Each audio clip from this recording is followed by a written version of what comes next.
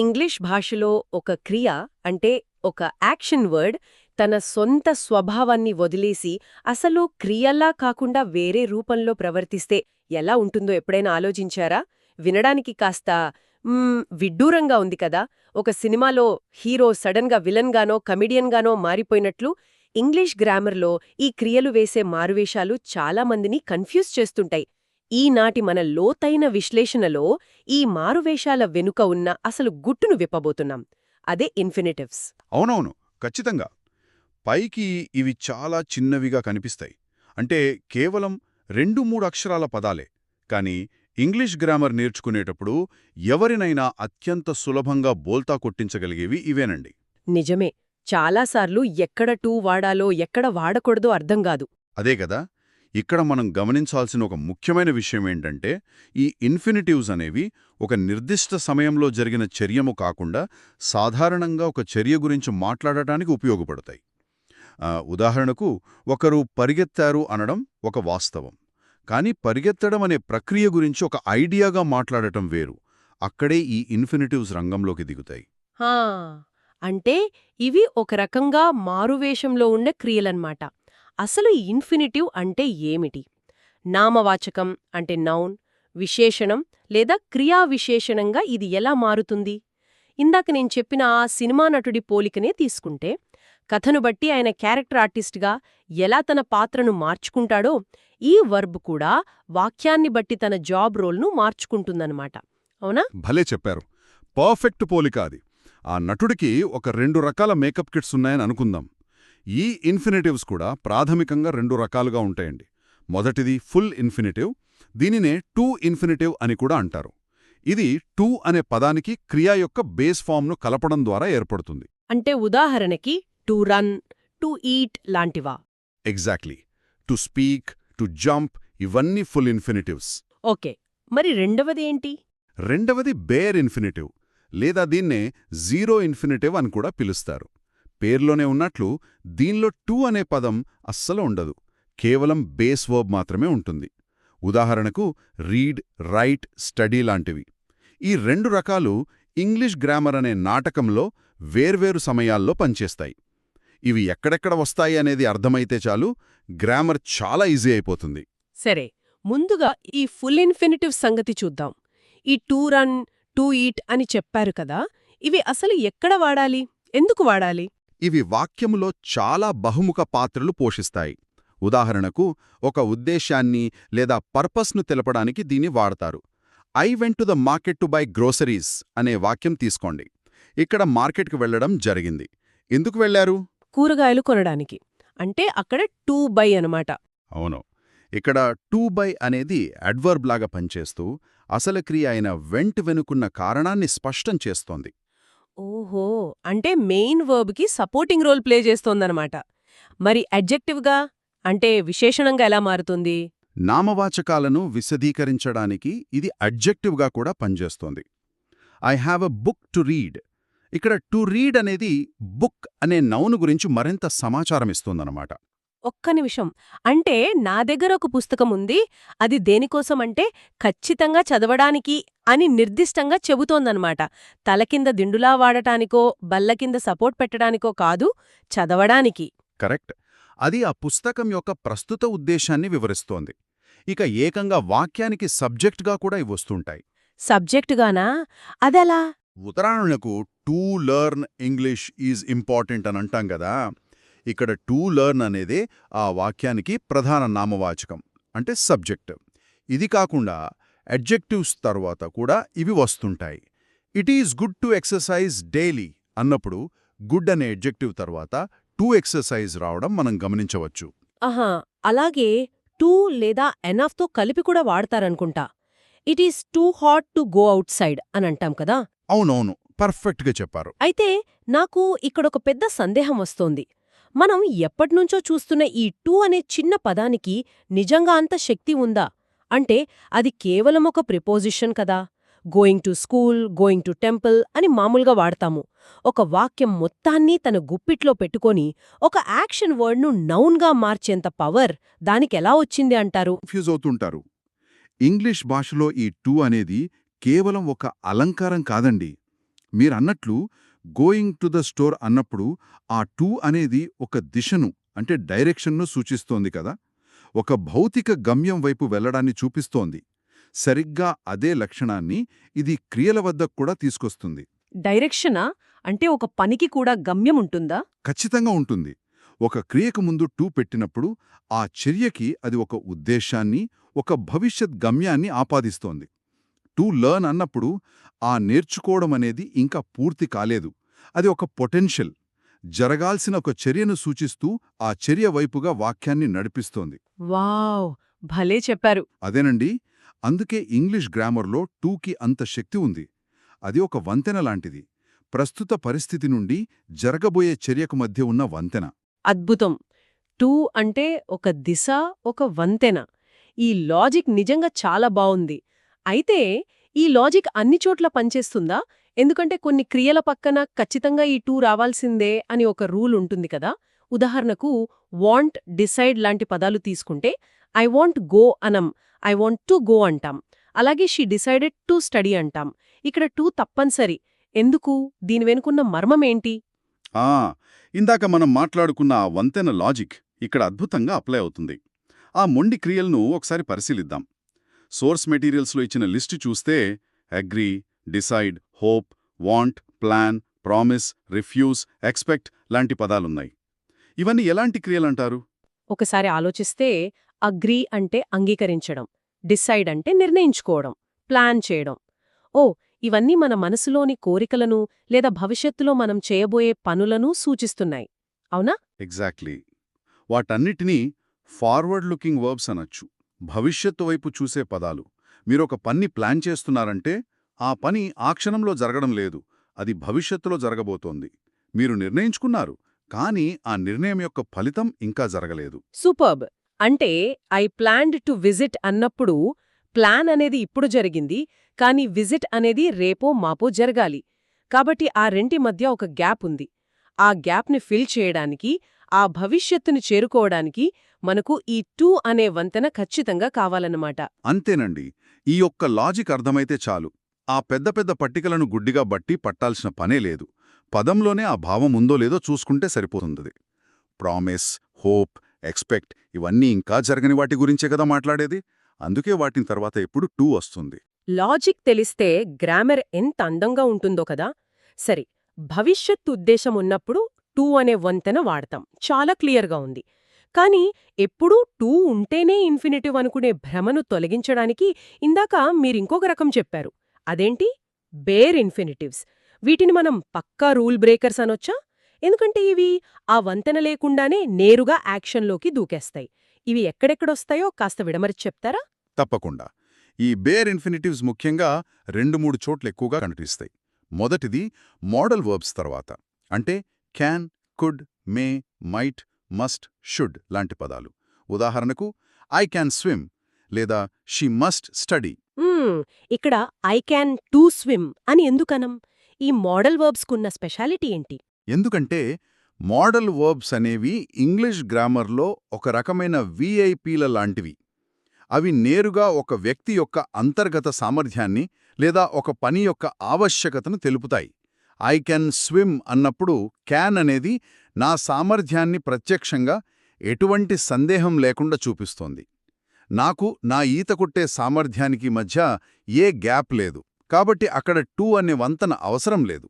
దానికి ఆ VIP access ఉందన్నమాట. భలే చెప్పారు. అంటే ఈ మోడల్ వర్బ్స్కి ఒక పవర్, ఒక ఇమ్మీడియట్ ఫోర్స్ ఉంటుందన్నమాట. వాటికి వాక్యాల్లో టూ అనే సెక్యూరిటీ పాస్ లేకుండానే డైరెక్ట్గా ప్రవేశం దొరికేస్తుంది. మరి రెండో రకం ఎక్కడ వాడతారు? గ్రహణ సంబంధిత క్రియలు అంటే పర్సెప్షన్ వర్బ్స్ తర్వాత. మనం మన ఇంద్రియాలతో ప్రత్యక్షంగా గ్రహించేవి ఉంటాయి కదా, see, hear, watch, feel, notice లాంటివి. ఉదాహరణకి ఐ సా హిమ్ రన్ లేదా వీ హర్డ్ హర్ సింగ్. ఒక్క నిమిషం. I saw him to run ఎందుకు కాకూడదు? నాకిక్కడ లాజిక్ దొరకట్లేదు కొంచెం. ఆ ఇందాకటి లాజిక్ మళ్ళీ అప్లై చేసి చూడండి. టూ ఎప్పుడు వాడతాం? ఒక పని భవిష్యత్తులో జరగాల్సినప్పుడు. కాని ఇక్కడ మీరు ఒకరు పరిగెత్తడాన్ని కళ్ళారా చూస్తున్నారు. I saw him run. ఆ చర్య మీ కళ్ల ముందే జరుగుతోంది. అది భవిష్యత్తు ప్రణాళిక కాదు, అది ప్రత్యక్ష వాస్తవం, ఇమ్మీడియట్ రియాలిటీ. అందువల్ల అక్కడ ఎలాంటి గ్యాప్ లేదు, సో వంతెన అవసరం లేదు. వావ్! ఇప్పుడు అర్థమైంది. చూశాను, విన్నాను, ఫీలయ్యాను. ఇవన్నీ అప్పటికప్పుడు మన కళ్ల ముందు జరిగే వాస్తవాలు. ఇవి ఊహలు కావు కాబట్టి వీటికి టూ రాదు. క్లియర్. ఇవి కాకుండా ఇంకేమైనా పదాలున్నాయా ఈ బేర్ ఇన్ఫినిటివ్స్ లిస్ట్లో? ఆ ఉన్నాయి. Make, let, do, help, dare, bid లాంటి కొన్ని ప్రత్యేక క్రియల తర్వాత కూడా బేర్ ఇన్ఫినిటివ్నే వాడతాము. ఉదాహరణకు లెట్ మీ గో లేదా మేక్ హిమ్ అండర్స్టాండ్. ఇక్కడ కూడా ఒక రకమైన తక్షణమే జరిగే చర్య లేదా ఒత్తిడి ఉంటుంది కాబట్టి టు వాడము. అలాగే వైతో మొదలయ్యే కొన్ని ప్రశ్నల్లో కూడా why worry about the future అని డైరెక్ట్గా వాడేస్తాం. సరే. ఇన్ఫినిటివ్స్ గురించి ఒక అద్భుతమైన స్పష్టత వచ్చింది. ఎక్కడ వంతెన కట్టాలి, ఎక్కడ కట్టకూడదు అనేది బాగా తెలిసింది. కాని గ్రామర్ నేర్చుకునే ఎవరికైనా అతిపెద్ద తలనొప్పి ఇంకోటుందండి. ఏంటది? అదే ఐఎన్జీ అంటే ఇంక్తో ముగిసే పదాలు. ఒక పక్క ఇన్ఫినిటివ్స్, ఇంకో పక్క పార్టిసిపుల్స్, ఇంకో పక్క జెరెండ్స్. ఈ మూడింటి మధ్య తేడా ఏమిటి అనేది పెద్ద కన్ఫ్యూజన్ అండి అసలు. ముందుగా ఈ జెరెండ్స్ అంటే ఏంటో నాకర్థమేలా చెప్పండి. ఇది చాలా ఇంట్రెస్టింగ్ టాపిక్. చాలామంది ఇక్కడే తప్పులు చేస్తుంటారు. దీన్ని మనం సింపుల్గా విడగొడదాం. ఇన్ఫినిటివ్స్ అంటే ఇందాక చూసాం, టు ప్లే అనేది నౌన్, యాడ్జెక్టివ్ మరియు యాడ్వర్బ్గా పనిచేస్తుందని. ఇప్పుడు ఇంగ్ ఫార్మ్స్ దగ్గరకొద్దాం. పదం చివర ఐఎన్జీ కనిపించగానే మనమందరం ఏమనుకుంటాం? అది ఒక పని జరుగుతోంది అని ఫిక్స్ అయిపోతాం కదా. అవును. సాధారణంగా ప్లేయింగ్ అంటే ఆడుకుంటున్నాడు, ఈటింగ్ అంటే తింటున్నాడు అనే కదా అర్థం. ఎవరైనా అలానే అనుకుంటారు. అసలు కిటుకు అక్కడే ఉందండి. ప్లేయింగ్ అనేది రెండు రకాలుగా ప్రవర్తిస్తుంది. ఒకటి ప్రస్తుతం జరుగుతున్న పని, దాన్ని పార్టిసిపుల్ అంటారు. రెండు ఆ పని యొక్క పేరు, దాన్ని జెరెండ్ అంటారు. ఒక్క నిమిషం. పని యొక్క పేరా? అదెలా? పని జరుగుతుంది అంటాం కాని పనికి పేరు పెట్టడమేంటి? అర్థం కాలేదు. ఆ దీన్ని ఇలా అర్థం చేసుకోండి. ఆటలు ఆడుకోవడం అనేది ఒక ప్రక్రియ. ఆ ప్రక్రియకి మనం పెట్టిన పేరు ప్లేయింగ్. ఉదాహరణకు ప్లేయింగ్ ఈజ్ ఫన్ అంటే ఆడుకోవడం ఒక సరదా. ఇక్కడెవరైనా మీ కళ్ల ముందు ఆడుతున్నారా? లేదు. మనం కేవలం ఆడుకోవడం అనే కాన్సెప్ట్ గురించి జనరల్గా మాట్లాడుతున్నాం. ఎగ్జాక్ట్లీ. ఇక్కడ మనం ఆ కాన్సెప్ట్ గురించి మాట్లాడుతున్నాం కాబట్టి ప్లేయింగ్ అనేది ఒక ఐడియాకి, ఒక యాక్టివిటీకి పెట్టిన పేరు. అంటే అది నామవాచకం, నౌన్ అయిపోతుంది. ఒక క్రియకి ఇంగ్ తగిలించి దాన్ని ఒక నౌన్గా వాడితే దాన్నే గ్రామర్లో జెరెండ్ అంటారు. ఓహో. అంటే ఇప్పుడు ఐ ఎంజాయ్ ప్లేయింగ్ క్రికెట్ అన్నప్పుడు కూడా నేను దేన్ని ఎంజాయ్ చేస్తాను? క్రికెట్ ఆడుకోవడం అనే యాక్టివిటీని ఎంజాయ్ చేస్తాను. కాబట్టి ఇక్కడ ప్లేయింగ్ అనేది జెరెండ్ అన్నమాట. ఇది యాక్షన్ కాదు, యాక్టివిటీ పేరు. కరెక్ట్గా పట్టుకున్నారు. మరి పార్టిసిపుల్ అంటే ఏంటి? అది వాస్తవంగా జరుగుతున్న పనిని సూచిస్తుంది. He is playing cricket right now అంటే అతను ఇప్పుడు క్రికెట్ ఆడుతున్నాడు. ఇక్కడ నిజంగానే గ్రౌండ్లో పని జరుగుతోంది కాబట్టి అది క్రియ అవుతుంది, ప్రెజెంట్ పార్టిసిపుల్ అనమాట. అంటే పదంలో ఇంగ్ ఉన్నంత మాత్రాన గుడ్డిగా అది వర్బ్ అని డిసైడ్ అయిపోకూడదు. వాక్యంలో ఆ పదానికి ఉన్న జాబ్ రోల్ని బట్టి మనం దాన్ని డీకోడ్ చేయాలి. అది వస్తువు లేదా చర్య పేరుగా ఉందా, లేక వాస్తవంగా జరుగుతున్న పనిగా ఉందా అనేది గమనించాలి. అవునా? అవును.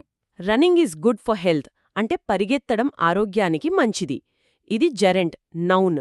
ఎందుకంటే ఒక అలవాటు గురించి మాట్లాడుతున్నాం. ఐ సా హిమ్ రన్నింగ్ ఇది పార్టిసిపుల్, ఎందుకంటే అక్కడ పని జరుగుతోంది. నా లాజిక్ కరెక్టేనా? పర్ఫెక్ట్ అండి. మీరు లాజిక్ని పూర్తిగా ఒడిసిపట్టేశారు. ఇక్కడ ఇంకో ఆసక్తికరమైన విషయం ఏంటంటే ఈ పార్టిసిపుల్స్ అడ్జెక్టివ్స్గా కూడా పనిచేస్తాయి. అ రన్నింగ్ ట్రైన్ అంటే పరిగెడుతున్న రైలు. ఇక్కడ రన్నింగ్ అనేది రైలు యొక్క లక్షణాన్ని తెలుపుతోంది. కాబట్టి ఫైనల్గా చూస్తే జెరెండ్స్ కేవలం నౌన్స్గా పనిచేస్తాయి, పార్టిసిపుల్స్ అడ్జెక్టివ్స్గా లేదా కంటిన్యూయస్ టెన్స్లో వర్బ్స్గా పనిచేస్తాయి. కానీ మన ఇన్ఫినిటివ్స్ మాత్రం నౌన్స్, అడ్జెక్టివ్స్, అడ్వర్బ్స్ ఇలా మల్టిపుల్ పాత్రలు పోషిస్తాయి. సిద్ధాంతాలన్నీ చాలా లాజికల్గా క్లియర్గా అర్థమయ్యాయండి. ఎప్పుడు వంతెన వాడాలో, ఎప్పుడు డైరెక్ట్గా వెళ్లాలో, జెరెండ్స్కి వీటికి తేడా ఏమిటో అంత మైండ్లో ప్రింట్ అయిపోయింది. మరిప్పుడు నా బ్రెయిన్కి ఒక చిన్న టెస్ట్ పెడదామా? సోర్సెస్లో ఉన్న కొన్ని వాక్యాలు నాకివ్వండి, నేనా లాజిక్ ఉపయోగించి సమాధానం చెప్తాను. ఎక్కడ తప్పు చేస్తానో చూద్దాం. సరే, డన్. ఇది చాలా ఇంట్రెస్టింగ్గా ఉంటుంది. మొదటి వాక్యం తీసుకుందాం. I want dash home. Options: go, to go, going. ఏమొస్తుంది ఇక్కడ? Okay, let me think. ఇక్కడ మెయిన్ వర్బ్ వాంట్ అంటే కోరుకోవడం. కోరిక అనేది ఎప్పుడూ భవిష్యత్తుకు సంబంధించింది కదా. ఇప్పుడు కోరుకుంటున్నాను, ఆ పని తర్వాత జరుగుతుంది. కాబట్టి ఆ భవిష్యత్తు గ్యాప్ని పూరించడానికి వంతెన కావాలి. So answer is to go. I want to go home. అద్భుతం. Perfect logic. ఇప్పుడు రెండవది, she can dash well. Options: sing, to sing, singing. She can to sing వినడానికి బాగున్నట్లు అనిపిస్తోంది కానీ ఒక్క నిమిషం. ఇక్కడ క్యాన్ అనేది ఉంది. ఇది మోడల్ వర్బ్. మనం ఇందాక మాట్లాడుకున్న విఐపి వర్బ్. దీనికి సామర్థ్యాన్ని ఇమ్మీడియట్గా చూపించే పవర్ ఉంది. కాబట్టి వంతనవసరం లేదు. దానికి సెక్యూరిటీ పాస్ ఉంది. సో బేర్ ఇన్ఫినిటివ్ రావాలి. Answer is Singh. She can sing well. Superb. ఎక్కడ బోల్తా పడతారని చూశాను గాని చాలా కరెక్ట్గా గెస్ చేశారు. మూడవది కాస్త ట్రిక్కీగా ఇస్తాను. దీన్ని సాల్వ్ చేయండి. I made him dash it. Options: do, to do, doing. I made him to do it అని చెప్పాలనిపిస్తోంది నా చెవులకి. మనం చాలాసార్లు బయట అలాగే వింటూ ఉంటాం కూడా. కానీ ఆగండి, ఇక్కడ మేడ్ అనే పదం వాడారు.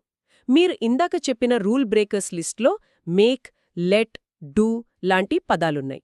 ఇవి ఒకరిపై తక్షణమే ఒక పనిని రుద్దడం లేదా చేయించడం గురించి చెబుతాయి కదా. అవును, కరెక్ట్. ఇక్కడ ఒక ఫోర్స్ లేదా ఒక ఇమ్మీడియట్ యాక్షన్ ఉంటుంది. దీన్ని బట్టి మీ ఆన్సర్ ఏమై ఉంటుంది? కాబట్టి ఇక్కడ భవిష్యత్తు ఉద్దేశం ఏమీ లేదు. పని అప్పటికప్పుడే జరిగిపోతోంది. సో వంతెలతో పనిలేదు. కాబట్టి టు డూ తప్పు. కేవలం డూ మాత్రమే వస్తుంది. I made him do it. 100% correct అండి. మీరు ఆ ఫీల్ని కరెక్ట్గా క్యాచ్ చేశారు. I made him do it, let me go ఇవన్నీ ఒకే కోవరాకి వస్తాయి. ఒకరిని బలవంతం చేసినప్పుడు లేదా అనుమతి ఇచ్చినప్పుడు ఆ పని వెంటనే మొదలవుతుంది. అక్కడ భవిష్యత్ గ్యాప్ ఉండదు. కాబట్టి టు వాడకూడదు. ఇక ఆఖరి ప్రశ్న, he hopes dash the exam. Options: win, to win, winnowing. ఇది మరీ సులభం. మళ్ళీ ఇక్కడ హోప్ అంటే ఆశపడటం అనేది భవిష్యత్తు మీద ఆశను సూచిస్తుంది. ఆశ ఎప్పుడూ రేపటి గురించే ఉంటుంది కదా.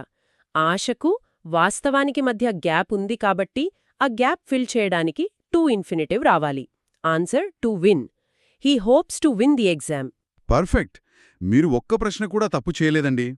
మనం చూస్తే పోటీ పరీక్షల్లో వేగంగా సరైన సమాధానం గుర్తించడానికి ఈ ప్యాటర్న్స్ గుర్తించుకోవడం చాలా కీలకం. ఒక పదం ఉద్దేశ్యాన్ని చెప్తోందా అంటే ఫుల్ ఇన్ఫినిటివ్, లేక సామర్థ్యాన్ని వాస్తవాన్ని చెప్తోందా అంటే బేర్ ఇన్ఫినిటివ్ అని అర్థం చేసుకుంటే ఎవరైనా సరే ఈ గ్రామర్ రూల్స్తో ఆడుకోవచ్చు. ప్రతి పదాన్ని దాని వెనకున్న లాజిక్తో ముడిపెట్టి చూడగలగడం ప్రాక్టీస్ ద్వారా మాత్రమే వస్తుంది. నిజమే. లాజిక్ తెలిసాక ఇవి ఎంత సింపుల్ అయిపోయాయో. ఒకే రకమైన బట్టలు వేసుకుని వేర్వేరు పాత్రలు పోషించే నటుడిలా ఈ క్రియలు ఇంగ్లీష్ భాషకు ఎంత అందాన్ని, స్పష్టతను ఇస్తాయో ఈరోజు మనం చూసాం. ఈ నియమాలను అర్థం చేసుకోవడం వల్ల కేవలం ఎగ్జామ్స్లో మార్కులు సాధించడమే కాకుండా రోజువారీ ఇంగ్లీష్ సంభాషణల్లో కూడా చాలా స్పష్టత వస్తుందన్నమాట. అయితే ముగించే ముందు నాకో చిన్న ఆలోచన తడుతోంది. చెప్పండి. ఇన్నాక మనం మేక్, లెట్, డేర్, బిడ్ లాంటి పదాలు తమ పక్కన టూని అనుమతించవని చూశాము కదా. అంటే ఒకరితో ఒక పని చేయించే, అనుమతించే లేదా ఆదేశించే పదాలకు సహజంగానే ఒక పవర్, ఒక అధికార దర్పముండి వాటికి టూ లాంటి సపోర్ట్ చేసే పదాలు అవసరం లేదని ఇంగ్లీష్ భాషను సృష్టించినవారు భావించారా అనిపిస్తోంది. నిజంగానే ఈ గ్రామర్ నియమాల వెనుక మానవ సంబంధాల మనస్తత్వం, అధికారపు ఛాయలు దాగి ఉన్నాయా అని ఒక ఆలోచన. చాలా డీప్ థాట్ అండి ఇది. నిజమే, భాష అనేది మనుషుల సైకాలజీ నుండే పుడుతుంది కదా. అవును. అందుకే నెక్స్ట్ టైం ఎవరైనా లెట్ మీ డూ ఇట్ అన్నప్పుడు అందులో ఉన్న ఆ అధికారాన్ని గమనించండి. మరిన్ని ఆసక్తికరమైన విషయాలతో తదుపరి విశ్లేషణలో కలుద్దాం.